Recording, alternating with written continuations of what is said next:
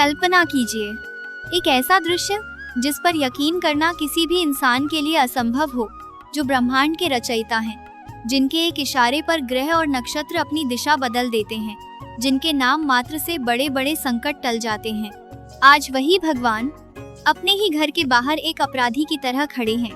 दरवाजे अंदर से पूरी तरह बंद हैं और अंदर बैठी है एक अत्यंत क्रोधित देवी, जिसने सृष्टि के पालनहार को उनके ही घर में घुसने से साफ मना कर दिया है। आखिर ऐसा क्या हुआ? भगवान जगन्नाथ ने ऐसा कौन सा अपराध कर दिया था कि स्वयं माता लक्ष्मी ने उन्हें घर से बाहर निकाल दिया? क्या दुनिया चलाने वाले भगवान को भी अपनी गलती सुधारने के लिए किसी अचूक तरकीब का सहारा लेना पड़ा? आज इस कथा पर हम आपको भगवान जगन्नाथ और माता लक्ष्मी की एक ऐसी अद्भुत सस्पेंस से भरी और अनसुनी कथा सुनाने जा रहे हैं, जो आपको यह सोचने पर मजबूर कर देगी कि देवताओं के जीवन में भी कितने रहस्य और नाटकीय मोड़ छिपे हैं। यह कहानी सिर्फ आस्था की नहीं, बल्कि एक पति के वादे और एक पत्नी के भयंकर क्रोध की है। दिल थाम कर सुनिएगा, क्योंकि इस कहानी का अंत आपको हैरान कर देगा। श्री क्षेत्रपुरी का अत्यंत भव्य दृश्य, शंख और ढोल नगाड़ों की आवाजें गूंज रही हैं। सिंह द्वार पर 3 विशाल और सुंदर रथ खड़े हैं। कहानी की शुरुआत होती है एक बहुत बड़े उत्सव से। श्री क्षेत्रपुरी में रथ यात्रा की तैयारियां अपने चरम पर थीं। पूरा शहर ढोल, नगाड़ों और शंख की ध्वनि से गूंज रहा था। भगवान जगन्नाथ पूरे 15 दिन बीमार रहने के बाद अपने एकांतवास से बाहर आए थे। 15 दिनों के बाद जब वे स्वस्थ हुए तो उनका मन हुआ कि चलो, बहुत दिन हो गए, अपनी मौसी के घर यानी गुंडीचा मंदिर घूम आते हैं। वहां जाकर 56 भोग और उनके पसंदीदा पोड़ा पीठा का आनंद लेंगे। उन्होंने अपने बड़े भाई बलभद्र जी से कहा, दाऊ, रथ तैयार करवाओ, हम घूमने जाएंगे। बलभद्र जी तुरंत राजी हो गए और उन्होंने अपनी छोटी बहन सुभद्रा को भी साथ चलने को कहा। तैयारियां शुरू हो गईं। सिंह द्वार पर 3 विशाल रथ आकर खड़े हो गए, नंदी घोष, ताल ध्वज और दर्पदन। लेकिन इस शोरगुल और उत्साह के बीच भगवान जगन्नाथ एक बहुत बड़ी बात भूल गए, या शायद उन्होंने जानबूझकर भूलने का नाटक किया। उन्होंने अपनी धर्म पत्नी माता लक्ष्मी को इस यात्रा के बारे में कुछ भी नहीं बताया। त्रिलोक के स्वामी बिना अपनी पत्नी को साथ लिए एक गुप्त तरीके से निकलने की तैयारी कर रहे थे। माता लक्ष्मी अपने महल में बैठी हैं। एक दासी घबराते हुए दौड़कर आती है। लक्ष्मी जी के चेहरे पर पहले अचंभा और फिर गहरा दुख उभरता है। भगवान जगन्नाथ, बलभद्र जी और सुभद्रा जी पहांडी मंदिर से बाहर निकलने की रस्म पूरी करके रथ की ओर बढ़ ही रहे थे कि तभी माता लक्ष्मी की एक दासी हांफते हुए उनके पास पहुंची। महारानी, दासी ने कांपते हुए कहा, आपको पता नहीं है, प्रभु तो रथ में बैठकर घूमने जा रहे हैं। यह सुनते ही माता लक्ष्मी स्तब्ध रह गईं। क्या मेरे स्वामी मुझे बिना बताए मुझे यहाँ छोड़कर अकेले जा रहे हैं? यह सिर्फ पीछे छूट जाने का दुख नहीं था, यह माता लक्ष्मी के आत्मसम्मान पर एक बहुत बड़ी चोट थी। लक्ष्मी जी दौड़ते हुए सिंह द्वार पर पहुंची। उन्होंने देखा कि जगन्नाथ जी रथ पर सवार होने ही वाले हैं। सन्नाटा छा गया। लक्ष्मी जी ने अपनी तेज और गंभीर आवाज में पूछा, स्वामी, यह क्या हो रहा है? आप मुझे छोड़कर अकेले जा रहे हैं? क्या मेरे बिना आपका मन लग जाएगा? दुनिया के नाथ घबरा गए। अब उनके पास कोई सीधा जवाब नहीं था। जगन्नाथ जी बहाने बनाने लगे। अरे देवी, आप नाराज मत होइए। देखिए बाहर कितनी कड़ी धूप है, लाखों भक्तों की भीड़ है, धक्का मुक्की हो रही है। आप इतनी कोमल हैं, आपको बहुत कष्ट होगा। मैं भाई दाऊ और बहन सुभद्रा को लेकर बस अभी गया और अभी आया। केवल 2-3 दिन की तो बात है। भगवान ने मंदिर और खजाने की पूरी जिम्मेदारी लक्ष्मी जी को सौंप दी। एक भोली और प्रेम करने वाली पत्नी की तरह माता लक्ष्मी अपने पति की बातों में आ गईं। उन्होंने सोचा कि स्वामी सचमुच जल्दी लौट आएंगे। नंदी घोष रथ धीरे धीरे आगे बढ़ता है। माता लक्ष्मी सिंह द्वार पर अकेली खड़ी तब तक देखती रहती हैं जब तक रथ ओझल नहीं हो जाता। लक्ष्मी जी रोज द्वार पर खड़ी होकर राह देखती हैं। उनकी आंखों की नमी अब क्रोध में बदल रही है। 1 दिन बीता, 2 दिन बीते, 3 दिन बीत गए। लक्ष्मी जी रोज द्वार पर खड़ी होकर राह देखती कि आज उनके स्वामी आएंगे, अभी आएंगे। लेकिन वहाँ मौसी के घर यानी गुंडीचा मंदिर में जगन्नाथ जी तो पोड़ा पीठा खाने और भक्तों के साथ आनंद मनाने में इतने मग्न हो गए कि वो पूरी तरह भूल गए कि वे अपनी पत्नी को कोई वचन देकर आए थे। देखते देखते 5वां दिन आ गया। इस दिन को ही उड़ीसा में हेरा पंचमी कहा जाता है। अब माता लक्ष्मी के सब्र का बांध पूरी तरह से टूट चुका था। उनका शांत और सौम्य स्वरूप अब एक रौद्र और अत्यंत क्रोधित स्त्री के रूप में बदल गया था। उन्होंने अपनी सखियों से कहा, वादा करके गए थे कि कल आऊंगा और आज 5 दिन हो गए। मौसी के घर जाकर मुझे भूल गए। अब मैं ये अपमान नहीं सहूंगी। आज उन्हें पता चलेगा कि लक्ष्मी कौन है। माता लक्ष्मी एक विशाल और भव्य पालकी में बैठती हैं। उनके साथ उनकी पूरी सेना और सेविकाएं हथियारों के साथ गुंडीचा मंदिर की ओर कूच करती हैं।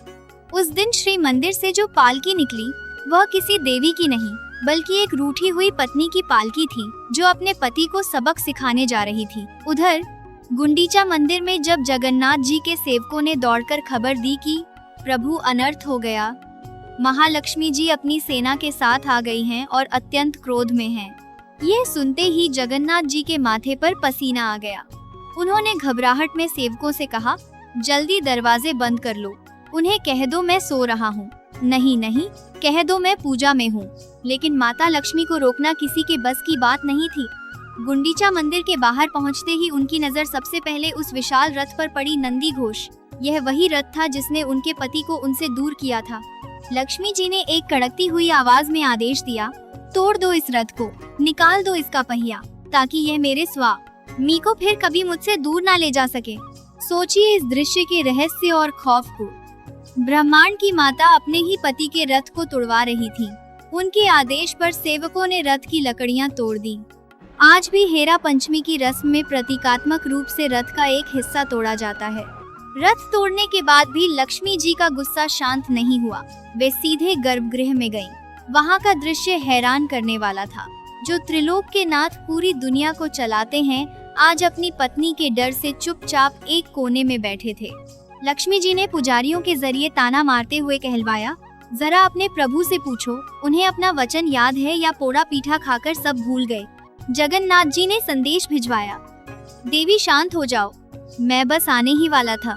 लेकिन लक्ष्मी जी ने उनकी एक ना सुनी। उन्होंने जगन्नाथ जी के वस्त्र का एक टुकड़ा फाड़ दिया और वहाँ मौजूद सेवकों पर जादुई मोहाचूर्ण डाल दिया ताकि कोई उनका विरोध न कर सके।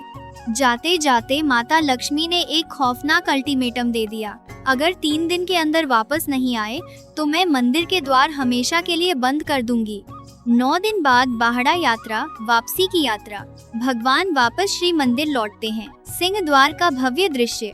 आखिरकार 9 दिन बाद यात्रा संपन्न हुई और भगवान वापस अपने घर श्री मंदिर लौटे। सबसे पहले बड़े भाई बलभद्र जी आए। लक्ष्मी जी ने सोचा, ये जेठ जी हैं, इन्हें रोकना मर्यादा के खिलाफ है। उन्होंने दरवाजा खोल दिया। फिर बहन सुभद्रा आई। लक्ष्मी जी ने सोचा, ननद है, घर की बच्ची है। सुभद्रा जी भी अंदर चली गईं। लेकिन अब बारी थी हमारे नटखट महाप्रभु जगन्नाथ जी की। जैसे ही जगन्नाथ जी ने सिंह द्वार, जय विजय द्वार पर अपना कदम रखा, धड़ाम, एक जोरदार आवाज के साथ दरवाजा उनके मुंह पर बंद कर दिया गया। त्रिलोक के स्वामी बाहर खड़े रह गए और अंदर थी एक रूठी हुई महालक्ष्मी। और यहीं से शुरू होता है दुनिया का सबसे अनोखा, सस्पेंसफुल और रोचक संवाद, जिसे लक्ष्मी नारायण वचनिका कहा जाता है। बंद दरवाजे के आर पार बात करते हुए भगवान और देवी का दृश्य। बाहर से जगन्नाथ जी ने गुहार लगाई, अरे देवी, दरवाजा खोलो, मैं आ गया हूँ। देखो मैं कितनी दूर से चलकर आया हूँ, बहुत थक गया हूँ। अंदर से लक्ष्मी जी की तीखी आवाज आई, कहाँ आ गए हैं? ये तो मेरा घर है। आप तो गुंडीचा मंदिर में बहुत खुश थे ना, वहीं जाइए, आपको मेरी क्या जरूरत। जगन्नाथ जी ने सफाई देने की कोशिश की। अरे भाग्यवान, गुस्सा थूको, मैं तो मजबूर था, भक्तों ने मुझे रोक लिया था। लक्ष्मी जी का गुस्सा 7वें आसमान पर था। मजबूर? जब भाई बहन को अपने साथ ले जा रहे थे तब मजबूरी याद नहीं आई और मुझे अकेला छोड़ गए। जाइए यहाँ से, मेरे पास आपके लिए कोई जगह नहीं है। जगन्नाथ जी के चेहरे पर जहाँ वो कुछ सोचते हैं, फिर उनके हाथों में एक रहस्यमयी, सफेद और रसीली मिठाई प्रकट होती है। Voice over. अब भगवान जगन्नाथ समझ गए कि बातों और तर्कों से यह लड़ाई नहीं जीती जा सकती। जब पत्नी का गुस्सा इस चरम पर हो तो उसे ठंडा करने के लिए कुछ बहुत ही खास और मीठा चाहिए। तब जगन्नाथ जी ने अपना सबसे अचूक अस्त्र निकाला। उन्होंने अपने हाथों से दुनिया की सबसे रसीली और स्वादिष्ट मिठाई प्रकट की, रसगुल्ला। देखो देवी, जगन्नाथ जी ने बड़े प्यार और मनुहार के साथ कहा, मैं खाली हाथ नहीं आया हूँ, मैं तुम्हारे लिए यह विशेष मिठाई लाया हूँ, रसगुल्ला। इसे खाओगी तो अपना सारा गुस्सा भूल जाओगी। मिठाई देखकर और अपने पति का इतना प्यार देखकर माता लक्ष्मी का कठोर दिल पिघलने लगा। उन्होंने सोचा, चलो सुबह का भूला अगर शाम को इतना स्वादिष्ट रसगुल्ला लेकर घर आए तो उसे माफ कर देना चाहिए।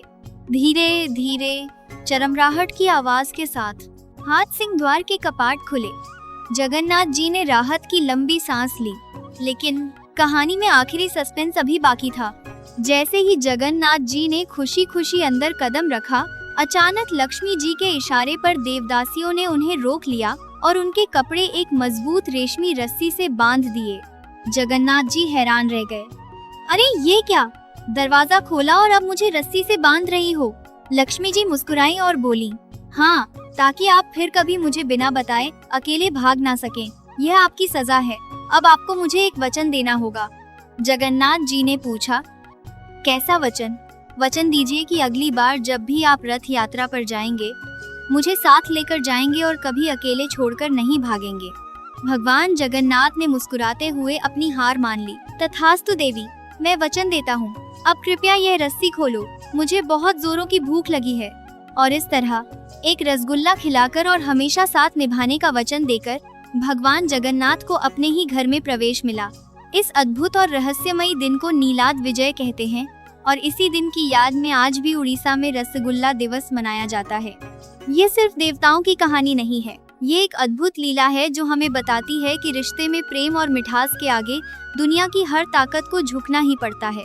अगर आपको भगवान जगन्नाथ की ये रहस्यमयी और दिलचस्प कहानी पसंद आई हो तो इस वीडियो को लाइक करें, इसे अपने दोस्तों के साथ शेयर करें और कमेंट्स में जय जगन्नाथ जरूर लिखें।